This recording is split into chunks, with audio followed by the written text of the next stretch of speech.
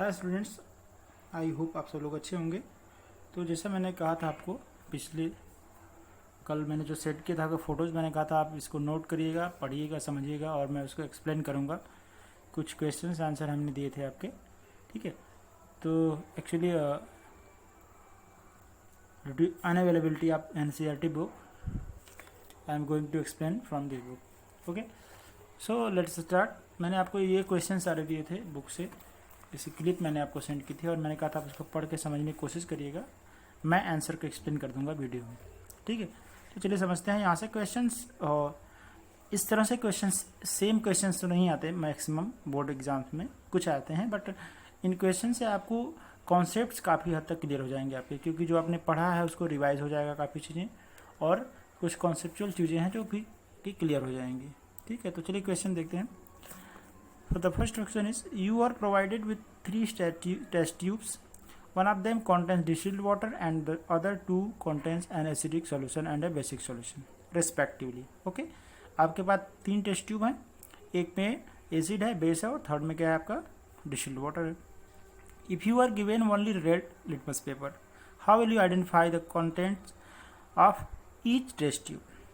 आपको distilled water दिया गया है, एसिड दिया गया है, बेस दिया गया है, और आपके पास उसको टेस्ट करने के लिए आपको नहीं पता है, और आपको टेस्ट करने के लिए क्या है, रेड लिटमस पेपर है, या फिर आपको पता भी है तो आपको प्रूव करना है कि कैसे आप ओनली रेड लिटमस पेपर का यूज़ करके आप उसको टेस्ट कर पाएंगे कि वो क्या है, एसिड है या फिर बेस है, ठीक है। तो अब करना क्या है आपको, देखिए सारी चीज़ें पता है आपको। अगर रेड लिटमस है तो बेस का बेस में अगर आप इसको डीप करेंगे तो वो क्या हो जाएगा, ब्लू हो जाएगा। अगर इसको एसिड में आप डीप करेंगे तो क्या होगा, नो कलर चेंज, ओके। और फिर आपका डिस्टिल्ड वाटर का तो आप समझते ही हैं। Dip the given red paper in each of three test tubes. The tube in which the red litmus turns blue contains basic solutions. जिसमें वो ब्लू में हो जाए उसको क्या बोलेंगे, basic solution. Dip this blue litmus paper now in the remaining two test tubes. अब जो ब्लू लिटमस पेपर बनाया है आपने उसको फिर दोबारा करिए। अगर वो red, the tube in which blue litmus again changes back to into red contains acidic solution. The tube in which neither red litmus turns blue nor blue litmus turns red contains distilled water, ठीक है। तो तीन test tube थे। Test tube था, test tube ए में आपका distilled water, B में acid, सी में बेस, और आपके पास रेड लिटमस। तो रेड लिटमस का जब आप डीप करेंगे बेस में तो क्या हो जाएगा, अगर किसी में आप डीप करिए, तीनों में डीप करके देखिए, अगर जिसमें वो ब्लू कलर में चेंज होता है इसका मतलब वो क्या है, बेसिक सॉल्यूशन है। अब उस ब्लू कलर के पेपर को बाकी दो जो बचे हैं दोनों में बारी बारी से डीप करिए, तो देखेंगे आप जिसमें कोई कलर चेंज नहीं होता है वो क्या होगा, आपका डिस्टिल्ड वाटर, क्योंकि डिस्टिल्ड वाटर का pH 7 होता है, न्यूट्रल होता है, ठीक है, वो कोई चेंज नहीं देता है। और जिसमें उस ब्लू लिटमस पेपर का कलर फिर से हो जाएगा आपका रेड, उसको बोलेंगे वो एसिड। इस तरह से हम एक लिटमस पेपर का यूज करके बता सकते हैं कि कौन एसिड है, कौन बेस है और कौन न्यूट्रल है। Why should curd and sour substances can not be kept in brass and copper vessels?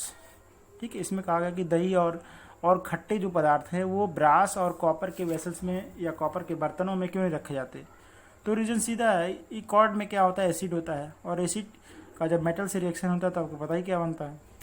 Curd and sour substances acidic in nature. Okay, we know that acid attack most of the metals. Hence, if acidic substances like curd or other sour substances are kept in copper or brass vessels, they react to form toxic compounds and make the food stuff unfit for consumption. ठीक है, तो बहुत सारे तो ऐसे metals होते हैं जो एसिड से रिएक्ट करने के बाद हाइड्रोजन गैस प्रोड्यूस करते हैं, ठीक है। तो शॉर्ट सबस्टेंस जो होते हैं उसको हम कॉपर या फिर ब्रास के वेसल में नहीं रखते, क्योंकि यहाँ से जब एसिड उनमें होता है और एसिड उनसे रिएक्ट करके काफ़ी पॉइजनस कंपाउंड्स, काफ़ी पॉइजनस चीज़ें प्रोड्यूस करते हैं, ठीक है, इसलिए हम उसमें नहीं रख पाते हैं। तो आप इसको समझ गए तो आंसर ये सेम, ये आंसर क्या है, ये बुक का आंसर है, तो इससे कोई लेना देना नहीं है, आपको आंसर को समझना है कि आंसर कहना क्या चाह रहा है, ठीक है। और उसके पहले आपको समझना है क्वेश्चन क्या पूछ रहा है। Why should curd and sour substances, okay.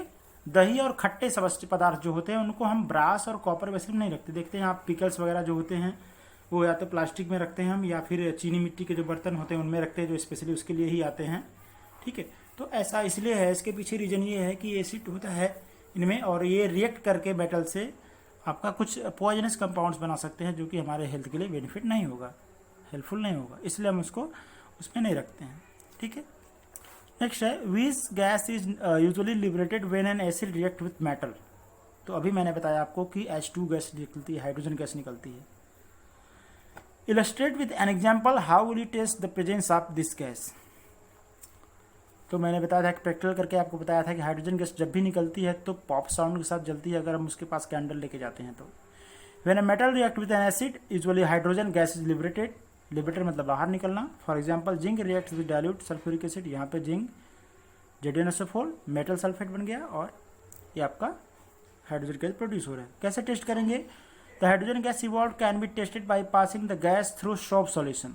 एक सॉप सॉल्यूशन लीजिए, उस चीज़ को पास कराइए, उसमें क्या होंगे, बबल्स निकलेंगे और बबल्स के पास जब कोई बर्निंग कैंडल लेके जाएंगे आप तो वो बबल्स जो होंगे ब्रेक होंगे और पॉप साउंड के साथ आवाज आएगी। With gas the soap bubble burst and then hydrogen gas burn with a pop sound.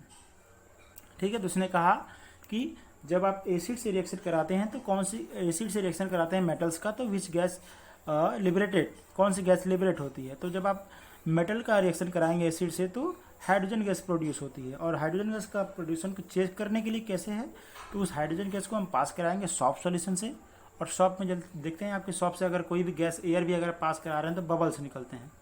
तो जब सॉप सॉल्यूशन से आप पास कराएंगे हाइड्रोजन गैस को तो वहाँ से जो बबल्स निकलेंगे उन बबल्स में हाइड्रोजन गैस होगी। और हाइड्रोजन गैस की ये का सिम्टम है कि जब उसको आप कैंडल से या किसी भी बर्निंग चीज़ से जलाएंगे तो वो पॉप साउंड के साथ जलता है। ठीक है, तो ये आपका क्लियर हो गया।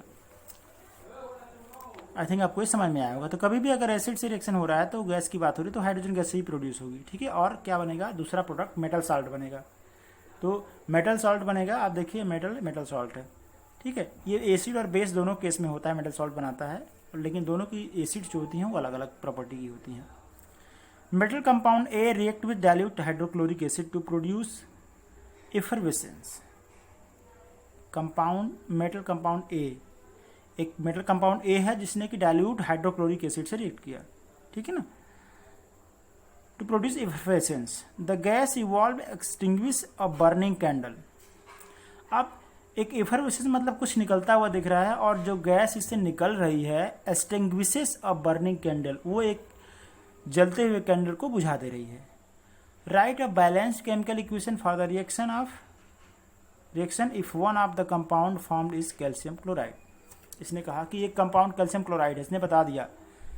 ठीक है, कि जब डाइल्यूट हाइड्रोक्लोरिक एसिड से आप मेटल का रिएक्शन कराएंगे तो एक जो प्रोडक्ट होगा उसका कैल्शियम क्लोराइड होगा, बाकी प्रोडक्ट आप बताइए।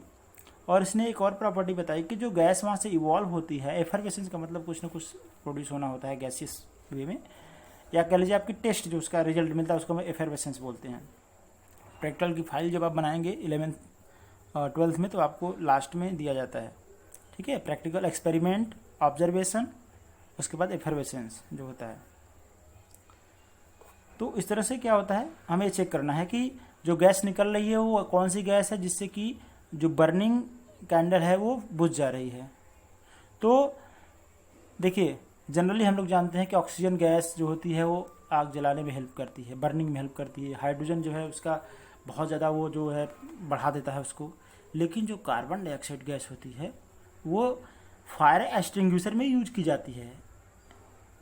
ठीक है ना, जो फायर एक्सटिंग्विशर हो सकते हैं आपके स्कूल्स में, ऑफिसेस में या व्हीकल्स में, बड़ी व्हीकल्स में होते हैं जो सिलेंडर टाइप का होता है, तो उसमें CO2 ही होता है मैक्सिमम टाइम, क्योंकि CO2 जो है फायर एक्सटिंग्विशर की तरह वर्क करता है। ठीक है, शायद मैंने बताया भी था आपको, CO2 जब हम वहाँ से गैस छोड़ते हैं तो क्या करता है, CO2 पूरे आग पे के चारों तरफ से एक वाइट कलर की चादर बना लेता है, ब्लैंकेट, जो कि ऑक्सीजन को सप्लाई स्टॉप कर देता है और फिर आग जलना बंद हो जाती है। So the compound A must be calcium carbonate because carbonate react with the acid to produce carbon dioxide gas which extinguishes fire, and also the compound formed will be the calcium chloride as follows। तो आपको ये याद रखना है, इस question से ये समझना है कि कैल्शियम क्लोराइड बन रहा है तो कैल्शियम कार्बोनेट होगा। और दूसरी बात की जो आग बुझाने वाली बात हो रही है, एक्सटिंग्विशन, आप बर्निंग कैंडल की बात हो रही है तो CO2 है आपकी, ठीक है। इस तरह CaCO3, CO2, HCl, CaCl2 this, ठीक है। तो ये समझ में आया आपको। ऐसे क्वेश्चन मैंने कराए हैं आपसे, आपको इस तरह से क्वेश्चन टाइप में नहीं, लेकिन टॉपिक में आपने पढ़ा है प्रॉपर्टी, आप एसिड्स भी पढ़ा है प्रॉपर्टी, या बेसिस जो हमने पढ़ा था, तो अलग अलग तरह से हमने पढ़ा था। मेटल कार्बोनेट के साथ रिएक्शन क्या होता है, मेटल हाइड्रोजन कार्बोनेट के साथ रिएक्शन क्या होता है, ये सारी चीज़ें आपने पढ़ी हैं, ठीक है। एक बार बुक को पलट करके देखिएगा या वीडियो को देखिएगा, आपको समझ में आ जाएगा। नेक्स्ट है why do HCl, hydrochloric acid, HNO3 etc. Show acidic character in aqueous solution while solution of compounds like C2H5OH, ठीक है, जो कि एथिल अल्कोहल है, and glucose do not show acidic character, ठीक है। तो सीधी सा कॉन्सेप्ट है, एसिडिक कैरेक्टर कोई क्यों शो करता है, बिकॉज वो हाइड्रोजन H+ आयन प्रोड्यूस करता है एक्वस मीडियम में। तो जो H+ आयन प्रोड्यूस करेगा वो एसिडिक कैरेक्टर शो करेगा, जो प्रोड्यूस नहीं करेगा वो एसिडिक कैरेक्टर नहीं शो करेगा, ठीक है। तो HCl HNO3 से ionise in the aqueous, ionise का मतलब होता है आयंस में चेंज हो जाना, निगेटिव का निगेटिव पार्ट अलग और पॉजिटिव पार्ट अलग, इसको बोलते हैं आयोनाइज हो जाना। In the aqueous solution to produce H+ ions, okay, hence they show acidic character. Compound like C2H5OH, ethyl alcohol and glucose do not ionize in the aqueous solution to give H+ ions, ठीक है ना। Hydrogen present in them is non ionisable, hence they do not show acidic character, ठीक है। यहाँ से एक और चीज़ आप समझ सकते हैं कि अगर किसी भी कंपाउंड में हाइड्रोजन है तो इसका मतलब ये नहीं कि वो H+ देगा ही देगा, वो hydrogen must be ionisable, okay. तो कहीं भी अगर एसिडिक कैरेक्टर की बात आ रही है तो हम H+ की बात कर लेंगे, और बेसिक की बात आएगी तो OH- की बात कर लेंगे, ठीक है ना। ये किसने कहा था, किस साइंटिस्ट ने दिया था, आपको पता है, ठीक है। तो अगर एसिडिक कैरेक्टर की बात हो रही है, एक्वस सॉल्यूशन की बात हो रही है कि एसिडिक कैरेक्टर शो कर रहा है, इसका मतलब वहाँ पे H+ प्रोड्यूसन हो रहा होगा, अदरवाइज वो शो नहीं करता। और जो भी H+ प्रोड्यूस करेंगे एसिडिक कैरेक्टर शो करेंगे, जो H+ प्रोड्यूस नहीं कर पाएंगे वो एसिडिक कैरेक्टर शो नहीं कर पाएंगे, ठीक है। नेक्स्ट क्वेश्चन है why does an aqueous solution of an acid conduct electricity. अब एक्वस सॉल्यूशन जो है, मैं बार बार नाम ले रहा हूँ, क्वेश्चन में आ रहा है, ये आपको समझना पड़ेगा कि एक्वस क्या है, और आई होप आप सब लोग समझ रहे होंगे। एक्वस मीन्स होता है किसी भी सबस्टेंस का वाटर में सॉल्यूशन, जहाँ पे वाटर एज ए आपका हम कह सकते हैं सॉल्वेंट की तरह वर्क करे, उसको बोलते हैं एक्वस सॉल्यूशन। एक्वस और नॉन एक्वस दो टाइप के सॉल्यूशन होते हैं इस तरह से। तो एक्वस वो होता है aqueous the solution in which water acts as a solvent, जहाँ पे वाटर सॉल्वेंट की तरह वर्क करता है, उसको हम लोग एक्वस बोलते हैं। नॉन एक्वस जहाँ पर वाटर के अलावा एक्सेप्ट वाटर कोई और अगर लिक्विड रोल प्ले कर रहा है सॉल्वेंट का, तो उसको हम लोग बोलेंगे non aqueous solution, okay. Is that clear? Why does an aqueous solution of an acid conduct electricity? So an acid in the aqueous solution ionized to produce H+, and the corresponding negative ions HCl gives H+ ion and Cl- ion, HNO3 gives H+ ion and 3- ion। तो इसने कहा कि aqueous solution of acid conduct electricity, acid का जो aqueous solution होता है electricity क्यों conduct करता है? तो क्योंकि उसमें आयंस बनते हैं ना, आयंस बनते हैं, और due to the presence of ions in the solution it conducts electricity.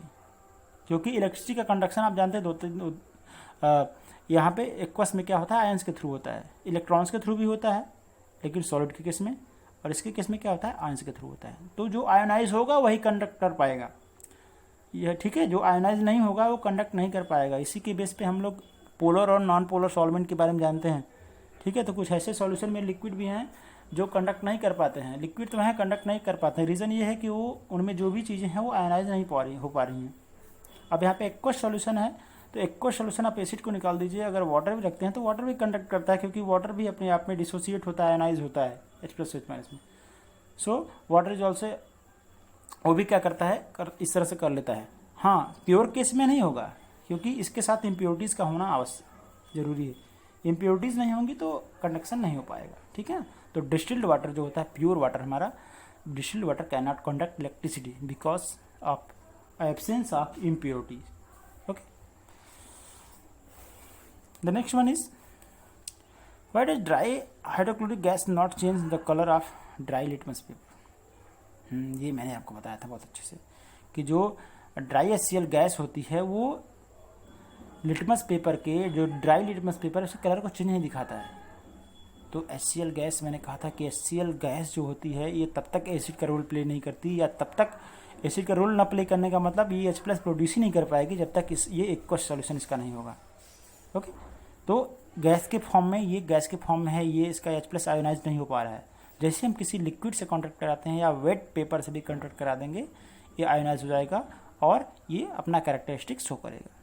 ठीक है, तो dry as gas HCl gas does not ionize to produce H plus ions. Hence it does not show acidic properties and therefore does not change the color of the dry litmus papers. ठीक है, कभी भी ऐसा नहीं होगा कि dry HCl अपनी property show करे। ठीक है, अगर आप लिटमस पेपर को वेटेड कर देते हैं तो भी एक कैरेक्टर शो होने लगेगा। ठीक है ना, ये आपने पढ़ा है। नेक्स्ट है while diluting an acid, why it is recommended that acid should be added to water and not water to the acid. ठीक है, तो अगर किसी एसिड को डाइल्यूट करना हो, उसको हल्का करना हो तो क्या करना पड़ता है। इसने कहा कि क्यों एडवाइस किया जाता है कि water acid added to water, not water to acid. Acid को वाटर में मिलाना है, वाटर को एसिड में नहीं मिलाना है, बिकॉज कि एक बहुत ही ये जो रिएक्शन होता है बहुत एक्सोथर्मिक, हाईली एक्सोथर्मिक रिएक्शन होता है। एक्सोथर्मिक दोनों केस में होगा। Okay, exothermic reaction will take place in both cases, but in case of when you add water into acid into water, वहाँ पे क्या होगा, पॉसिबिलिटी कम होगी, लेस अमाउंट में होगा। बट जब वाटर को आप एसिड में ऐड करेंगे तो वहाँ पे जो एक्सोथर्मिक रिएक्शन होता है बहुत ही हाई रेट से होता है, तो इससे ब्लास्ट हो सकता है, आप इंजर्ड हो सकते हैं। So it is advise to add acid into water for dilution, not water into acid.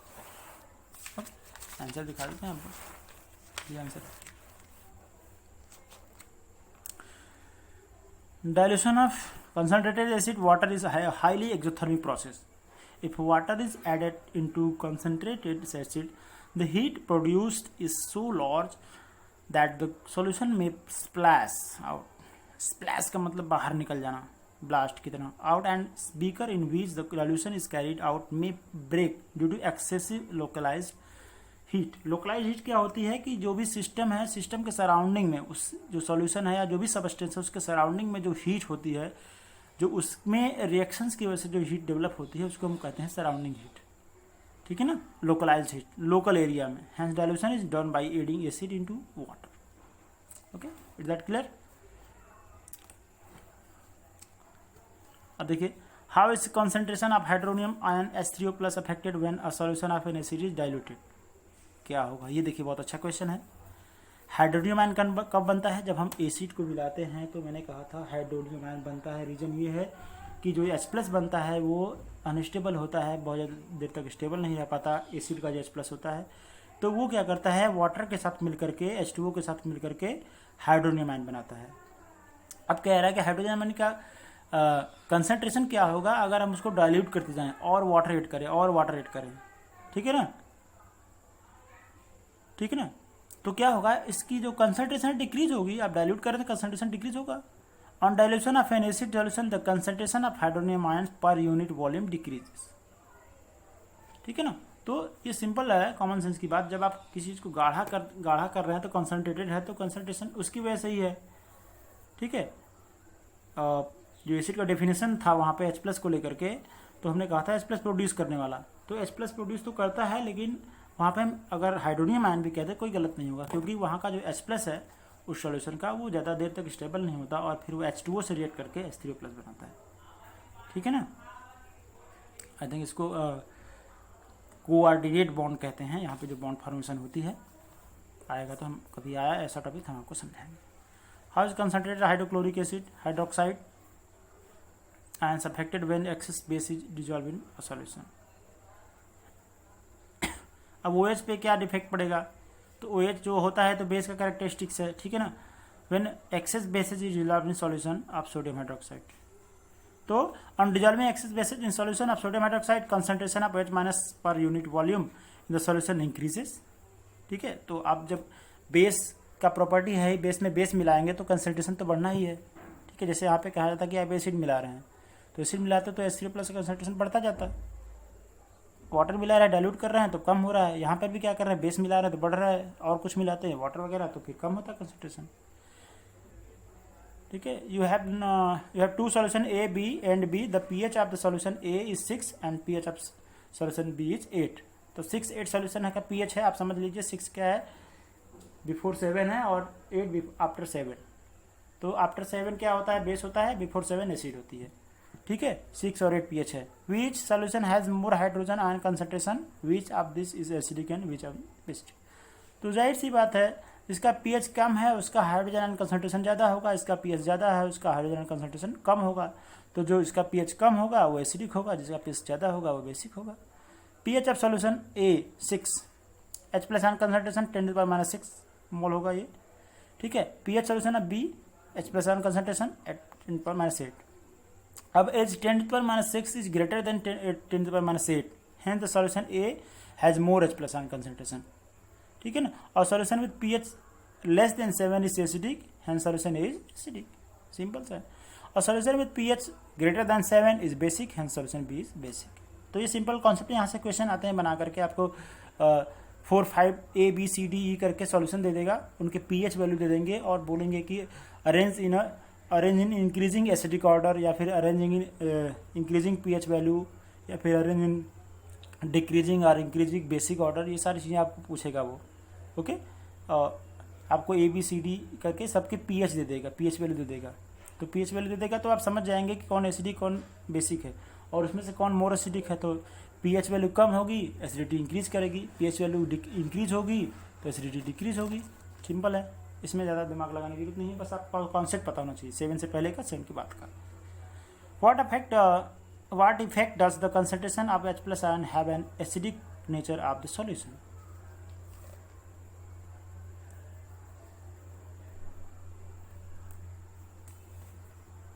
तो देखिए क्या है, higher the concentration H plus ions in a solution more acidic in the solution. तो ये सब सिंपल है। Do basic solution also H plus ions, if yes then why are they this basics. हाँ होता है, H प्लस आयन तो होता है, बेसिक में भी होता है। ठीक है ना, तो basic solution also H plus ions in addition to OH minus ions, they are basic because in the solution OH minus concentration is greater than the H plus concentration. तो प्रेफरेंस की बात होती है, प्रेफरेंस की बात है। अगर preference में जो ज़्यादा होगा उसको उसका इफेक्ट ज़्यादा होता है। तो H प्लस होता है बेस में, ऐसा नहीं है। ठीक है, H प्लस वहाँ पे होता है, बट उसका कंसंट्रेशन जो होता है वो बहुत ही लेस होता है than the OH minus ion concentration, इसलिए उसको बेसिक नेचर का होता है। Under what soil condition do you think a farmer would spread to treat the soil of his field with quick lime? Calcium oxide. अब calcium oxide क्या है, it is a base, alkali कह सकते हैं। और स्लैक्ट लाइम कैल्शियम हाइड्रोक्साइड, और चाक calcium carbonate. ठीक है, तो जब एसिडिटी बढ़ जाती है फील्ड की, किसी भी क्रॉप फील्ड की एसिडिटी बढ़ जाती है, तो उसको कम करने के लिए, या कह सकते हैं न्यूट्रल करने के लिए, क्या करते हैं, फार्मर से मिलाते हैं। For healthy growth of plants the soil should be neither alkaline और नॉट एसिडिक। न तो बहुत एसिडिक होनी चाहिए, न ही बहुत बेसिक होनी चाहिए एक अच्छी प्लांट ग्रो करने के लिए। एज क्विक लाइम और सेलेक्ट लाइम और chalk all alkaline substances, this would be added to the soil by the farmer when the soil is highly acidic. जब सॉइल होती है बहुत ज़्यादा एसिडिक हो जाती है, तो क्या करते हैं उसके लिए, उसको एसिडिटी को कम करने के लिए हम क्विक लाइम यूज़ करते हैं या सेलेक्ट लाइम यूज़ करते हैं। ठीक है ना, उसका यूज़ कर देते हैं, जिससे कि उसकी एसिडिटी कम हो जाती है। एसिडिटी कैसे बढ़ती है, आप बहुत सारे जो फर्टिलाइजर्स यूज़ कर रहे हैं, ठीक है ना, फर्टिलाइजर्स की यूज़ करने की वजह से उसकी एसिडिटी बढ़ जाती है कभी कभी। ठीक है, तो हम उसको कम करने के लिए ये सब चीज़ें करते हैं। What is the common name of compound CaOCl2? Bleaching powder है calcium oxychloride, calcium oxychloride. Name the substance which on treatment with chlorine yields bleaching powder. तो ड्राई स्लैक्ट लाइम है आपका कैल्शियम हाइड्रोक्साइड, क्लोरीन से treat कर देंगे आपको मिल जाएगा calcium oxychloride. Name the sodium compound which is used for softening hard water. Washing soda, अभी तो हमने हाल ही पढ़ा था वॉशिंग सोडा होता है उसके यूजेज में, it is also used in softening of hard water. What will happen if the solution of sodium hydrogen carbonate is heated? ठीक है ना, NaHCO3 को जब हीट करेंगे तो क्या होगा, give the equation of the reaction involve. तो हीट करते हैं तो क्या बनता है, कार्बोनेट बनता है, सोडियम कार्बोनेट बनता है, कार्बन डाइऑक्साइड होता है और वाटर। ठीक है, तो यहाँ पे NaHCO3 हीट करेंगे सोडियम कार्बोनेट, कार्बन डाइऑक्साइड, यहाँ से क्वेश्चन आते हैं, सब पूछे जाते हैं आपसे। किसको हीट करेंगे तो क्या होगा, इसमें इसका रिएक्शन एसिड से कराएंगे तो क्या होगा, बेस से क्या होगा, ठीक है। अब यहाँ पे फिल इन द ब्लैंक्स में आ गया तो फिल इन द ब्लैंक्स में क्या करेगा, आपको एक प्रोडक्ट बना देगा, बाकी 2 गायब कर देगा, ठीक है। और एक या फिर 2 बना के एक एब्सेंट कर देगा, तो आपको बताना पड़ेगा कि कहाँ कहाँ से मतलब कौन सा प्रोडक्ट यहाँ पे बनेगा। Right an equation two show reaction between plaster of Paris and water. तो प्लास्टर ऑफ पेरिस और वाटर से रिएक्ट करता है तो जिप्सम बनता है, ठीक है। देखें यहाँ पे बैलेंस किया होगा। अब आप इस हाफ जो दिया होता है इससे मत घबराइएगा, ये बैलेंस करने के लिए दिया गया है, ठीक है ना। इसमें ये क्या है, इसका फार्मूला प्लास्टर ऑफ पेरिस का यही होता है, हाफ मॉलिक्यूल होते हैं CH4 इंटू हाफ H2, ठीक है ना। और जिप्सम में क्या होता है, यही हाफ H2O 2H2 हो जाता है, प्लस 1 होल 1/2 H2O, इसको बैलेंस करने के लिए। और यहाँ पे होगा आपका CH4 इंटू 2H2, ये जिप्सम है, ठीक है। तो प्लास्टर ऑफ पेरिस को वाटर से रिएक्ट कराते हैं, जिप्सम बनता है।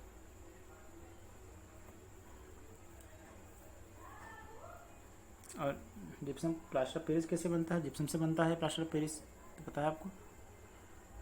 तो ये क्वेश्चन से मैंने आपको एक्सप्लेन किया, कुछ और क्वेश्चन NCERT के मैं उसको एक्सप्लेन करता हूँ, बाकी आप देखते रहिएगा, बाकी नेक्स्ट वीडियो में करेंगे। तो आई होप आपको समझ में आया होगा, चीज़ें रिवाइज हो रही हैं लगभग, ठीक है ना। एसिड से रिएक्शन क्या होता है, बेस से एसिड का रिएक्शन क्या होता है, दोनों लगभग सेम होते हैं। मेटल का एसिड से, मेटल का बेस से क्या होता है, प्रॉपर्टीज़ क्या होती है उनकी, किस तरह के प्रोडक्ट बनते हैं, उनका नेचर कैसा होता है, एसिडिक या बेसिक या फिर न्यूट्रल होता है, ये सारी चीज़ें हम रिवाइज कर रहे हैं, ठीक है ना।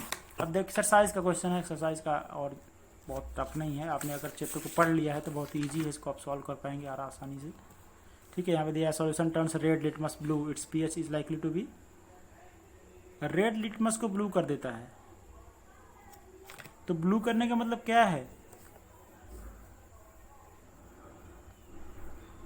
बेस है ना, और बेस का pH क्या होता है, बिलो 7 और एबव 7 होता है। तो यहाँ पे 1 4 5 10 दिया हुआ है तो 7 होगा, सॉरी 10 होगा, डी आपका। The solution which turns red is hence its pH should be greater than 7, therefore the D the correct option. और solution react with crushed egg shell, ठीक है ना, crushed egg shell, एग के जो बाहर covering होती है उसको क्रस्ट किया गया है, उसका एक solution react with two give a gas that bonds lime water quickly, वो लाइम वाटर को मिल्की बना देती है, ठीक है। तो क्या होता है, कैल्शियम कार्बोनेट होता है, एक सेल जो होती है उसमें कैल्शियम कार्बोनेट होता है, और जो गैस वाटर को मिल्की बनाती है आपको याद होगा that is carbon dioxide. The solution contains, solution क्या कंटेन करता है, तो एक सेल कंटेन कैल्शियम कार्बोनेट, ठीक है ना, कैल्शियम कार्बोनेट कंटेन करता है, which react with HCl to give out CO2, calcium carbonate करता है और जब वो हाइड्रोक्लोरिक एसिड से रिएक्ट करता है तो बनाता है carbon dioxide, which turn lime water milky, hence the correct option is B, ठीक है। अब देखिए सब ऑब्जेक्टिव क्वेश्चन, इसको आप सॉल्व कर लें, कोई दिक्कत नहीं इसमें। Right the word equation and then balanced equation for the reaction taking place when dilute sulfuric acid react with zinc granules। तो जिंक सल्फेट मेटल सल्फेट और हाइड्रोजन बनता है, जब भी वो मेटल से रिएक्ट करेंगे। Dilute hydrochloric acid react with magnesium carbon, ठीक है ना। तो देखिए यहाँ पे रिएक्शन दिया हुआ है, सब सारे क्वेश्चन दिए मैंने, आपको पिक भेजी है, यहाँ पे कुछ समझने की जरूरत नहीं, बस आपको याद कर लेना है, ठीक है।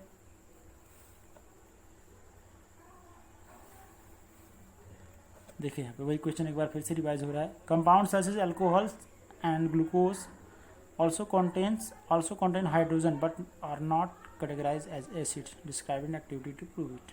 तो क्या करना है आपको बताना इसमें है कि वो आयोनाइज नहीं होते हैं, कि जो हाइड्रोजन होते हैं वो आयोनाइज नहीं होते हैं, और आयोनाइज नहीं होंगे तो एसिडिक कैरेक्टर शो नहीं करेंगे, ठीक है। इसके लिए आप पीछे एक्टिविटीज़ देख सकते हैं, बहुत सारी एक्टिविटीज़ कराई गई हैं। What is distilled water not conduct electricity whereas rain water does, जो मैंने आपको एक्सप्लेन किया, देखिए यहाँ पे आ गया। डिस्टिल्ड वाटर क्यों नहीं कंडक्ट कर सकता इलेक्ट्रिसिटी, जबकि जो रेन का वाटर है कंडक्ट कर सकता है। एक्चुअली में रेन वाटर जो होता है ऊपर जब क्लाउड्स के फॉर्म में होता है तो वो भी डिस्टिल्ड टाइप का ही होता है, ठीक है ना। लेकिन जब वो आता है तो रास्ते में इतनी सारी गैसेस मिक्सअप हो जाती हैं उसमें कि वो इम्प्योर हो जाता है और कंडक्ट करने लगता है, इम्प्योरिटीज़ होने का मतलब देखिए इम्प्योरिटीज़ क्या है, एसिडिक बेसिक जो चीज़ें मिलती हैं वही उसको इम्प्योर करती हैं। Rain water contain dissolve gases like carbon dioxide, sulphur dioxide, etc. These gases on dissolving in water form acid like carbonic acid, sulfurous acid, ठीक है ना। उसके अलावा और भी बहुत सारे सल्फ्यूरिक एसिड बनाती है, नाइट्रिक एसिड बनाती हैं, बहुत सारी गैसेज ऐसी होती हैं। तो विच डिसोसिएट इनटू आयंस, जो कि आयंस में डिसोसिएट होती हैं, ठीक है। एसिड बन गया तो डिसोसिएशन तो होना ही है।